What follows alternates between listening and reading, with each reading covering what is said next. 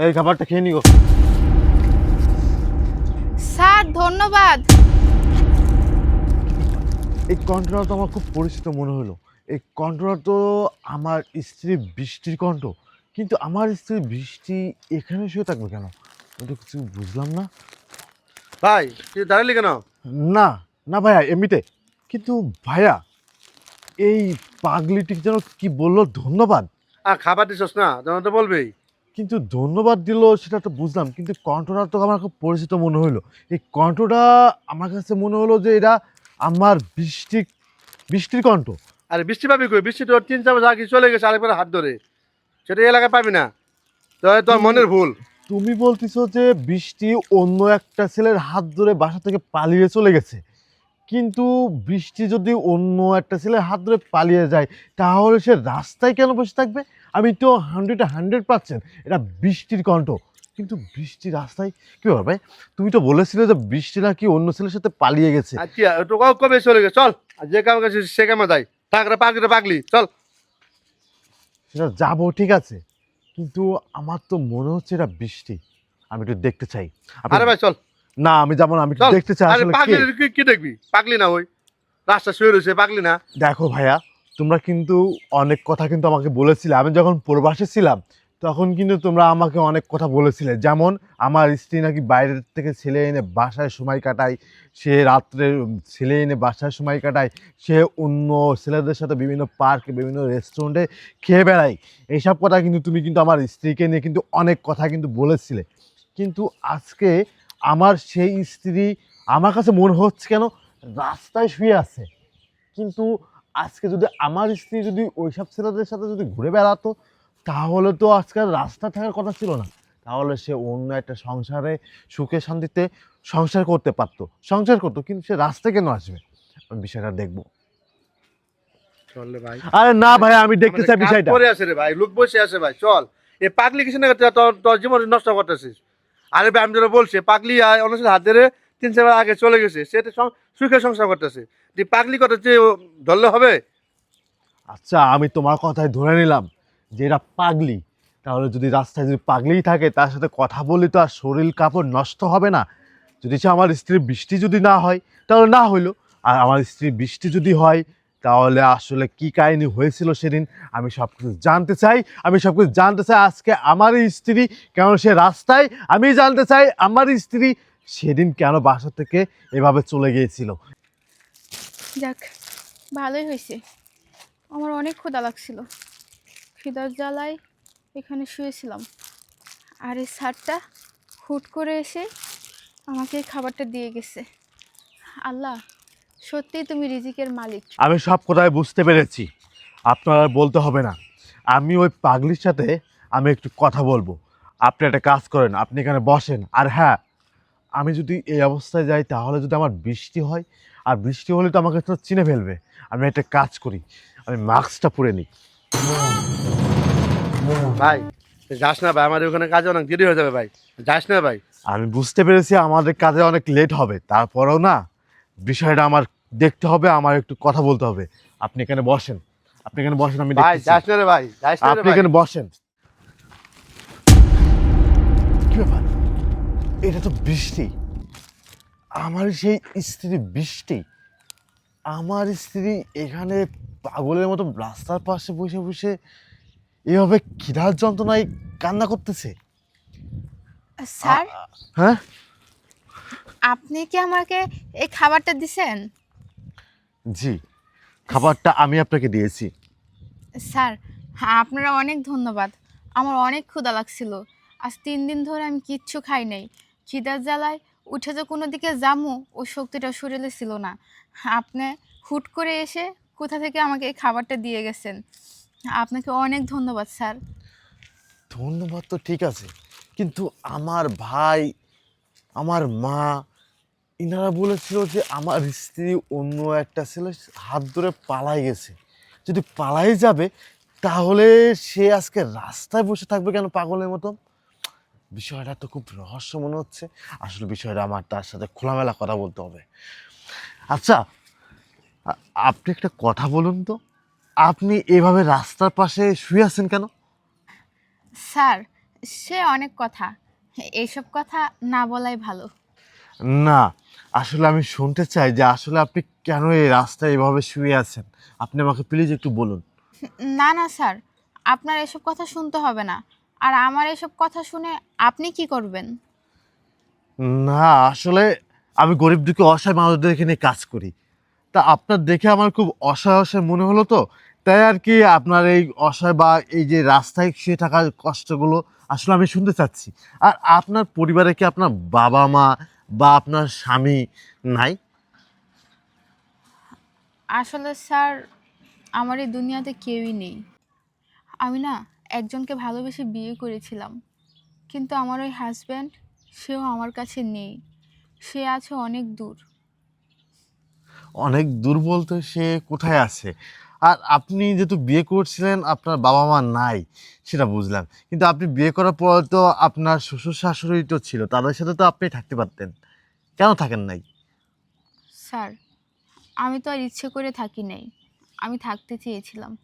আর ওই যে বললেন না আমার হাজব্যান্ড কোথায় আছে, আমার হাজব্যান্ড সেই প্রবাসে আছে। বিয়ের 1 সপ্তাহ পরেই সে আমাকে রেখে প্রবাসে চলে যায়। তার ফ্যামিলির কাছে আমাকে রেখে গেছিল। আর তার ফ্যামিলির কাছে রেখে যাওয়ার পর সেও আমার সাথে প্রতিদিন কলে কথা বলতো, আমাকে বলতো আমি চলে আসবো, তুমি কোনো চিন্তা করো না। আমিও তার আশায় থাকতাম। কিন্তু স্যার, তার ফ্যামিলির লোকজন আমার উপর অনেক অত্যাচার করতো, অনেক নির্যাতন করতো। বিশেষ করে আমার হাজব্যান্ডের বড় ভাই, সে প্রতিনিয়ত আমাকে মারধর করতো। আর আমার নামে অনেক উল্টাপাল্টা কথা বলতো আমার হাজব্যান্ডের কাছে। আমার হাজব্যান্ডকে সবসময় বলতো আমাকে যেন ছেড়ে দেয়, আমি খারাপ, আমি ভালো না, আমি নাকি বিভিন্ন ছেলেদের বাসায় নিয়ে আসি, আমি নাকি এখানে সেখানে ছেলেদেরকে নিয়ে ঘুরতে যাই। কিন্তু আমি এরকম কিছুই করি না। কিন্তু আমার হাজব্যান্ডের বড় ভাই সবসময় আমার নামে মিথ্যে অপবাদ দিত। এক পর্যায়ে আমাকে বাসা থেকে বের করে দেয়। আমি ওনার হাতে পায়ে ধরেছি, অনেক কান্নাকাটি করেছি, কিন্তু উনি কোনোভাবে আমাকে বাসায় রাখতে রাজি হয় না। আমাকে বাসা থেকে বের করে দেয়। আর আমার ফোনটাও নিয়ে নেয়, যার কারণে আমি আমার হাজব্যান্ডের সাথেও আর যোগাযোগ করতে পারি না, তাকেও আর কিছু জানাতে পারি না। বাধ্য হয়েই রাস্তা রাস্তা ঘুরে বেড়াই, মানুষের দুয়ারে দুয়ারে ঘুরে বেড়াই। তাছাড়া তো আমার আর কিছু করার নেই। আমার তো আর বাবা মা নেই যে আমি আমার বাবা মার কাছে চলে যাব।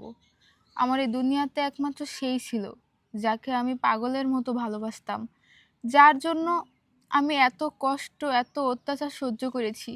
আমি ভেবেছিলাম কি স্যার, আমার হাজব্যান্ড চলে আসলে সব কিছু স্বাভাবিক হয়ে যাবে, সব কিছু ঠিক হয়ে যাবে। কিন্তু তা আর হলো না। আমার হাজব্যান্ড আসার আগেই আমাকে উনি বাড়ি থেকে বের করে দিল। কিন্তু বুঝলাম তারা বাসা থেকে আপনাকে বের করে দিয়েছে, কিন্তু আপনি চাইলে তো ভালো একটা কোম্পানিতে আপনি চাকরি করতে পারতেন। তাহলে চাকরিটা করলেন না কেন? চাকরি না করে আজকে আপনি রাস্তায় রাস্তায় ঘুরে বেড়াচ্ছেন কেন? হ্যাঁ স্যার, আপনি ঠিকই বলেছেন, আমি চাইলে চাকরি করতে পারতাম। স্যার, আমি চাকরির জন্য আমি যেখানে সিভি জমা দিয়েছি সেখান থেকে আমাকে বাজে অফার দিয়েছে। আর সে অফারে আমি রাজি হইনি। আর রাজি হবই কেন? আমি আমার স্বামীর হক কখনোই নষ্ট করতে পারবো না। আমি আমার স্বামীকে অনেক ভালোবাসি। এই যে এতগুলো দিন ধরে আমি রাস্তায় রাস্তায় ঘুরতেছি, কত মানুষ কত কি বলেছে। এই যে খাবারের জন্য হাহাকার করেছি, টাকার জন্য হাহাকার করেছি, তারপর আমি খারাপ পথে যাইনি, কারো কথায় রাজি হইনি। কারণ আমি চাই না আমার স্বামীর হক নষ্ট হোক। কারণ সে এখনও আমার স্বামী, তার সাথে এখনও আমার ডিভোর্স হয়নি। আইনত ইসলামে এখনও সে আমার হাজব্যান্ড। আমি কেন তার হক নষ্ট করতে যাব? যদি কখনো ভাগ্যে থাকে তাহলে অবশ্যই তাকে আমি পাবো। আর যদি না থাকে তাহলে হয়তো সারা জীবন এভাবে রাস্তায় রাস্তায় ঘুরে কাটিয়ে দিতে হবে। তারপর আমার কোনো আফসোস নেই, কারণ আমি তাকে ছাড়া কখনো অন্য কিছু ভাবতেও পারি না। আমি যে আমার জীবনটা আবার নতুন করে সাজাবো স্যার, সেই পজিশন এখন আমার নেই। আচ্ছা এখন, আচ্ছা আপনার কথা শুনে আমি বুঝতে পারলাম আপনি আপনার হাজবেন্ডকে আপনার জীবনের ছাড়া বেশি ভালোবাসেন। যে হাজবেন্ডের বাসা থেকে আপনাকে ঘাড় ধাক্কাতে বের করে দিল, যে অপবাদ দিয়ে আপনাকে ঘাড় ধাক্কাতে বের করে দিল, এই অপবাদ নিয়ে তো মানুষ সুসাইড করার কথা ছিল, কিন্তু আপনি আপনার স্বামীর জন্য আজ পর্যন্ত রাস্তা চেয়ে বসে আছেন কবে আপনার স্বামী আসবে। আচ্ছা, আপনার স্বামী যদি এখন যদি আপনার সামনে এসে বলে যে আমি তোমার স্বামী, আসলে তখন তুমি কি করবা? জানেন স্যার, আমি প্রতিদিন ঘুমানোর আগে আকাশের দিকে তাকিয়ে থাকি আর বলি, আল্লাহ, আমার মৃত্যুর আগে একবারের জন্য হলেও তুমি আমার স্বামীকে আমার সামনে নিয়ে এসো। তাকে দেখে যদি আমি মরি তাহলে আমি শান্তি পাবো। তাকে না দেখে না আমার কেমন যেন অস্বস্তি লাগে। আমার মনে হয় আমার দম বন্ধ হয়ে আসে। প্রতিটা মুহূর্ত তার অনুভূতি মানে আমার ভেতরটা একদম শেষ করে দিচ্ছে। তাই আমি সবসময় একই কথা বলি, যদি একবারের জন্য তার দেখা পেতাম তাহলে হয়তো জীবনে আর কোনো আক্ষেপ থাকতো না। একবারের জন্য যদি সে আমার সামনে আসতো, যদি এসে বলতো যে বৃষ্টি, আমি চলে আসছি, তোমার আর কোনো কষ্ট নেই, বিশ্বাস করুন স্যার, তখন আমার আর কোনো কষ্টই থাকতো না। এই যে এতদিন রাস্তা রাস্তা ঘুরেছি, এত কষ্ট করেছি, এগুলো না এক নিমিষেই শেষ হয়ে যেত। কিন্তু আফসোস, কখনো হয়তো এই স্বপ্নটা আমার পূরণ হবে না। হয়তো তাকে না দেখার আক্ষেপ নিয়েই এই দুনিয়া ছেড়ে যেতে হবে। আমি আসলে তোমার মনের কষ্টগুলো বুঝতে পেরেছি। আল্লাহ হয়তোবা তোমার এই ডাকটা শুনেছে। আল্লাহকে তুমি যখন বলেছো এই আল্লাহ, আল্লাহর কাছে কোনো জিনিস চাইলে আল্লাহ আসলে সে বান্দার খালি হাত ফিরিয়ে দেয় না। তেমন আল্লাহ মনে হয় তোমার ডাকটা শুনেছে। আমিই তোমার স্বামী। তুমি? হ্যাঁ, আমি কখনো ভাবতে পারি নাই, আমি কখনো ভাবতে পারি না আমার স্ত্রী এভাবে রাস্তার পাশে এভাবে পাগলের মতন শুয়ে থাকবে। আমি কখনো ভাবতে পারি নাই আমার স্ত্রী এইভাবে খাবারের কষ্ট পাবে প্রতিনিয়ত। আমি কখনো ভাবতে পারি নাই যে আমি প্রবাসে চলে গেলে আমার স্ত্রী কপালে আজকে এই দিনগুলো চলে আসবে। আমি কখনো ভাবতে পারি নাই আমি ওই প্রবাসে চলে গেলে আমার পরিবার আমার স্ত্রীকে ঘাড় ধাক্কা দিয়ে বাসা থেকে বের করে দিবে। এটা আমি কখনো ভাবতে পারি নাই। তোমার বাসার লোক আমাকে তোমার বাসা থেকে বের করে দিছে, আর আমি একটা বারের জন্য তোমার সাথে যোগাযোগ করতে পারিনি। কারণ আমার ফোনটাও তারা নিয়ে নিছিল, যাতে করে আমি তোমার সাথে যোগাযোগ করতে না পারি, যেন আমি তোমাকে কিছু বলতে না পারি। তুমি জানো এই দিনগুলো আমি কিভাবে কাটিয়েছি? রাস্তায় রাস্তায় পাগলের মতো ঘুরেছি, মানুষের দুয়ারে দুয়ারে এক মুঠো ভাতের জন্য ভিক্ষা চেয়েছি। আমার এই অবস্থা হয়ে গেছিল। তুমি তুমি কবে আসছো দেশে? তুমি আসার পর একটাবার আমাকে খুঁজলে না? ও, খুঁজবে কি করে? তোমার ভাই তো তোমাকে বলছে আমি অন্য একটা ছেলের সাথে পালিয়ে গেছি। তারা তো বলে আমি নাকি প্রতিদিন বাসায় একটা করে ছেলে নিয়ে আসি। আরে বাবা, আমি যদি প্রতিদিন বাসায় একটা করে ছেলেই নিয়ে আসতাম তাহলে কি এখন আমার রাস্তা রাস্তায় দিন কাটাতে হতো? যদি আমি কোনো ছেলের সাথে পালিয়েই যেতাম তাহলে কি এখন আমার রাস্তায় থাকতে হতো? আসলে বৃষ্টি, আমি যখন প্রবাসী মাটিতে ছিলাম আমি প্রবাসী মাটিতে এতটা কষ্ট করেছি, এতটা পরিশ্রম করেছি। আর তুমি তো জানো আমি তোমাকে বিয়ে করার পরেই কিন্তু আমি প্রবাসে চলে যাই শুধুমাত্র তোমাকে ভালো রাখার জন্য, আমাদের ভবিষ্যতে যেন ভালো আমরা থাকতে পারি এই জন্যই কিন্তু আমি ওই প্রবাসী মাটিতে চলে যাই। আমি এত কষ্ট করি, মাথার ঘাম পায়ে পেলে টাকা উপার্জন করে আমি টাকা পাঠিয়েছি শুধুমাত্র তোমার খরচের জন্য। আমি 2 মাস 3 মাস টাকা পাঠানোর পরে আমার পরিবার থেকে আমাকে বলে তুমি নাকি অন্য একটা ছেলের হাত ধরে নাকি তুমি পালিয়ে গিয়েছো, তুমি অন্য একটা ছেলেকে নিয়ে প্রতিদিন রাত্রে নাকি তুমি বাসায় তোমার বেডরুমে নাকি সময় কাটাও। এইসব কথা যখন আমি শুনেছি না, তখন আমার কেন জানি মনে হলো আসমান ভেঙে আমার মাথায় পড়েছে। আমি কাকে ভালোবেসে বিয়ে করেছিলাম, কাকে আমি আমার জীবনের জায়গা দিয়েছি, আর কার জন্য আমি এই প্রবাসের মাটিতে এত পরিশ্রম করতেছি, আর আমার সেই প্রিয় মানুষটা আজকে আমাকে এত বড় ধোঁকা দিতে পারলো, এটা আমি কখনো ভাবতে পারি নাই।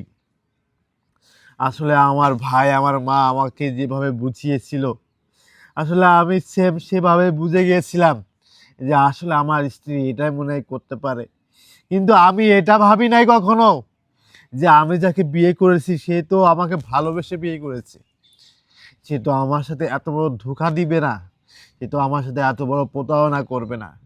এটা আসলে আমি ভুলে গিয়েছিলাম। কিন্তু আমি আমার বাবা মার কথা শুনে, আমি আমার ভাইয়ের কথা শুনে আসলে আমি বিশ্বাস করেছিলাম যে আমার প্রিয় মানুষটা এই ধরনের কাজটাই করেছে। এই জন্য আমি আর কখনো যোগাযোগ করার চেষ্টা করি নাই। কেন জানি আমার ভিতরে কাজ করতো না, আমি ভুল করেছি। আসলে আমার প্রিয় মানুষটা এই ধরনের কাজ করতে পারে না, কারণ তাকে আমি চিনি, তাকে আমি ভালোবেসে বিয়ে করেছি, তাকে আমি চিনি, সে আমার সাথে এই ধরনের কাজ করতে পারে না।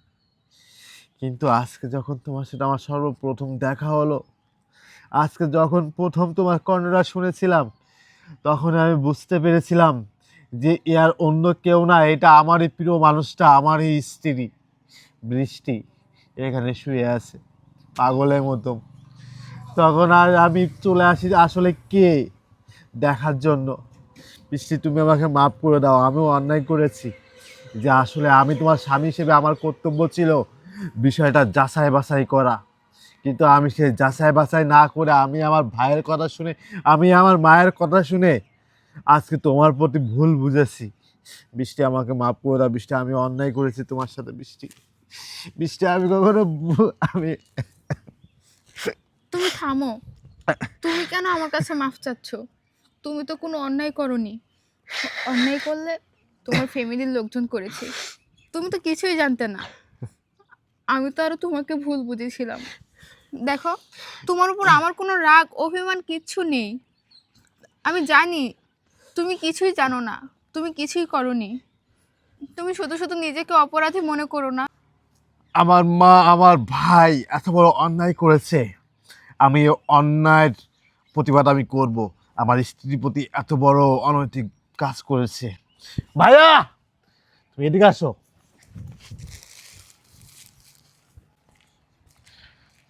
ভাইয়া, আমি কখনো আশা করতে পারি নাই, আমি কখনো ভাবতে পারি নাই আমারই ভাই, আমারই আপন ভাই, আমারই মা আমারই স্ত্রীর সাথে এত বড় ঘটনা ঘটাবে। আমি কখনো ভাবতে পারি নাই আমার স্ত্রীকে নিয়ে এ ধরনের বাজে ব্যবহারগুলো তারা করবে। আমি কখনো ভাবতে পারি নাই আমার ভাই বাইরের একটা ছেলেকে নিয়ে আমারই বউকে বাসার থেকে ঘাড় ধাক্কা দিয়ে বের করে দিবে। আসলে কি এমন অপরাধ করেছিলাম ভাইয়া আমি? কি এমন অপরাধ করেছিল আমার স্ত্রী? কি এমন অপরাধ করেছিলাম আমরা, বলো? আমরা তো একটু ভালো থাকার জন্যই তো ওই প্রবাসে চলে গিয়েছিলাম। আমি এত কষ্ট করেছি প্রবাসের মাটিতে, মাথার ঘাম পায়ে ফেলে টাকা উপার্জন করেছি। কার জন্য? কাদের জন্য করেছি? তোমাদের জন্য করেছি, আমি আমার স্ত্রীর জন্য করেছি, আমি আমার ভবিষ্যতের জন্য করেছি। আর তোমরা আমার এই টাকার লোভ না সামলাতে পেরে আমার এই স্ত্রীকে বাসা থেকে ঘাট ধাক্কা দিয়ে এভাবে তোমরা বের করে দিতে পারলে? ভাইয়া, আমি তো কখনো তোমাদেরকে পথ দেখি নাই, কখনো তোমাদেরকে আমি তো পথ দেখি নাই। সবসময় ভেবেছি তোমরা আমার প্রিয়জন, তোমরা আমার আপনজন, তোমরা আমার স্ত্রীকে দেখে শুনে রাখবে। আর সামান্য কিছু টাকার জন্য তোমরা আমার স্ত্রীকে এইভাবে ঘাট ধাক্কাতে কিভাবে বের করে দিতে পারলে?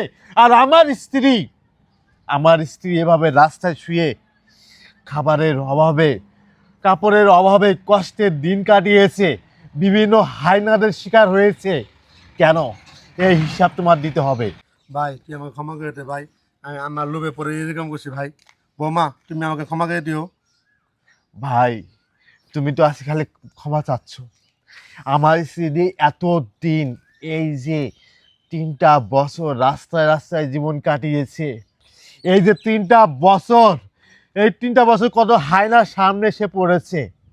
আর তোমরা তো একটা মানুষ, একটা মানুষকে এভাবে অপবাদ দিয়ে কিভাবে পারে বাসা থেকে বের করে দিতে?